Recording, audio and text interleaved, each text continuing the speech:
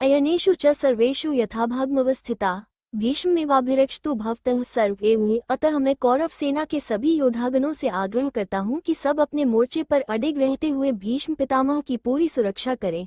दुर्योधन ये समझ गया था कि भीष्म पितामह मानसिक रूप से पांडवों के विरुद्ध आक्रांत होकर युद्ध लड़ने को इच्छुक नहीं हैं, जिसके कारण वे सैनिकों को वीरता और उत्साह से युद्ध करने के लिए प्रेरित नहीं करेंगे। इसलिए उसने अपनी सेना के अन्य सेना नायकों से अपनी अपनी स्थिति पर अडिग रहने के साथ साथ चारों ओर से भीष्म पितामह की सुरक्षा का भी ध्यान रखने को कहा।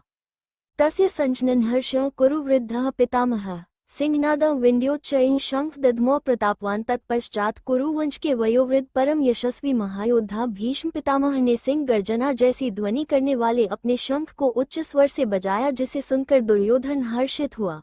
भीष्म पितामह अपने पौत्र दुर्योधन के भीतर के भय को समझ गए थे और उसके प्रति अपने स्वाभाविक करुणाभाव के कारण उन्होंने दुर्योधन को प्रसन्न करने के लिए उच्च स्वर में शंखनाद किया।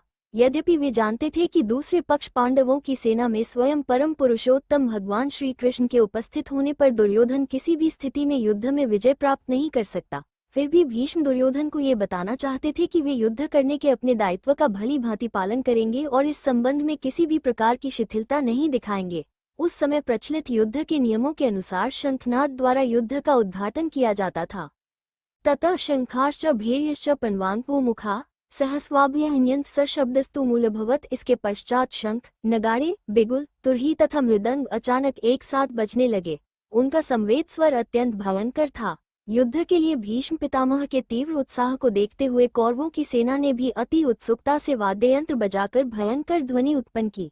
पनव का अर्थ ढोल, आनक का अर्थ मृदंग और गोमुख का अर्थ तुरही बजाना है। ये सभी वाद्ययंत्र थे और इनकी संवेद ध्वनि के कारण युद्ध क्षेत्र में भयंकर कोलाहल उत्पन्न हुआ।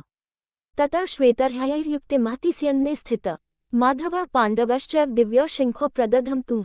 तत्पश्चात पांडवों की सेना के बीच श्वेत अश्वों द्वारा खींचे जाने वाले भव्य रथ पर आसीन माधव और अर्जुन ने अपने अपने दिव्य शंख बजाए। कौरवों की सेना के शंखनाद की ध्वनि धीमी पड़ने के पश्चात भव्य रथ पर आसीन भगवान श्री कृष्ण और अर्जुन ने निर्भीकता से पूरी शक्ति के साथ शंखनाद करते हुए उसी प्रकार से पांडवों द्वारा वीरता से युद्ध लड़ने की उत्कंठा प्रकट की। संजय ने माधव शब्द का प्रयोग श्री कृष्ण के लिए किया। माघ का अर्थ भाग्य के देवता से है और धव का अर्थ पति से है। भगवान श्री कृष्ण विष्णु के रूप में भाग्य की देवी लक्ष्मी के पति है। ये श्लोक दर्शाता है कि भाग्य की देवी की अनुकंपा पांडवों पर थी और वे शीघ्र युद्ध में विजय प्राप्त कर अपना छीना गया साम्राज्य प्राप्त कर लेंगे। पांडवों से तात्पर्य पांडु के पुत्रों से है। 5 भाइयों में किसी भी भाई को पांडव कहकर संबोधित किया जा सकता है। यहाँ पर पांडव शब्द अर्जुन के लिए प्रयुक्त हुआ है।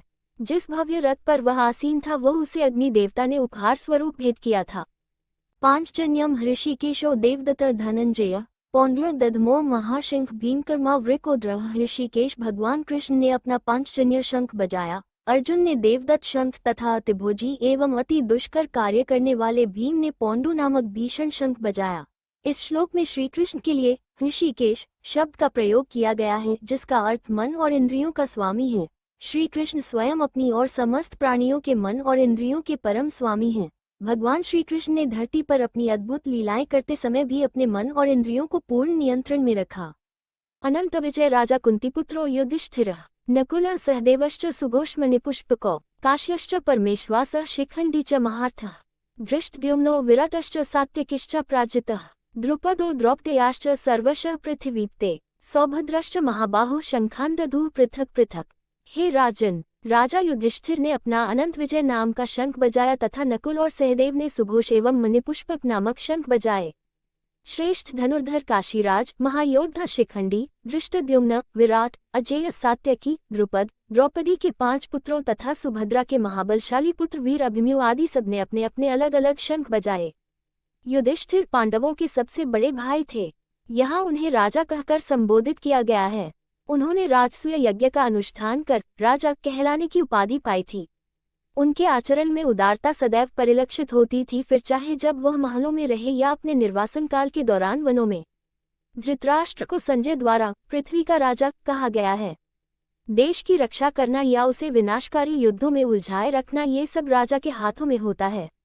इस प्रकार अप्रत्यक्ष रूप से संजय के इस संबोधन का तात्पर्य यह है, सेना युद्ध की ओर बढ़ रही है। हे राजा धृतराष्ट्र, केवल आप ही उसे वापस बुला सकते हैं।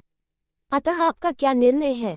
स घोषो धार्तराष्ट्राणा हृदयानि व्यदारयत् नभश्च पृथिवी चैव तुमुलोऽप्यनुनादयन् अथ व्यवस्थितान् दृष्ट्वा धार्तराष्ट्रान् कपिध्वजः प्रवृत्ति शस्त्रसम्पाते धनुरुद्यम्य पाण्डवः ऋषिकेशम तदा वाक्यमिदमाह महीपते। हे धृतराष्ट्र, इन शंखों से उत्पन्न ध्वनि द्वारा आकाश और धरती के बीच हुई गर्जना ने आपके पुत्रों के हृदयों को विदीर्ण कर दिया।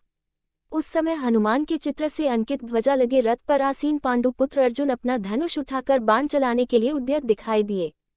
हे राजन, आपके पुत्रों को अपने विरुद्ध व्यूह रचना में खड़े देखकर अर्जुन ने श्री कृष्ण से यह वचन कहे।